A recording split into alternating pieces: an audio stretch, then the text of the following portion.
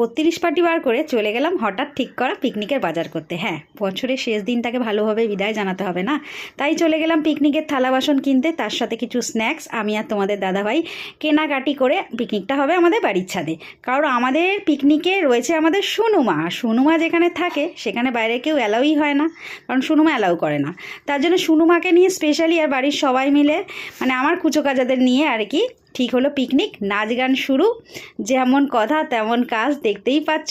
খুব মজা করেছি আমরা, খুব মজা করেছি তোমার দাদাভাই, আমরা এখানে আমার শাশুড়ি মাকেও বাদ দিইনি, শাশুড়ি মা, সোনু, সবাই মিলে কত মজা করেছে দেখতেই পাচ্ছ। স্পেশালি এটাকে সোনুকে নাচানোর জন্যে ওর থেকে এটা নেওয়া হচ্ছিল, ওর ছানাটাকে। তারপর সবাই মিলে আমাদের কেনা খাবারই ছিল বিরিয়ানি। সবাই মিলে বিরিয়ানি পার্টি আমরা শুরু করে দিয়েছিলাম। তারপরে 12টা বাজার সঙ্গে সঙ্গে আমরা বাজি নিয়ে পুরো রেডি, বাজি ফাটাচ্ছিলাম। তারপর যেটা হলো দেখেই নাও।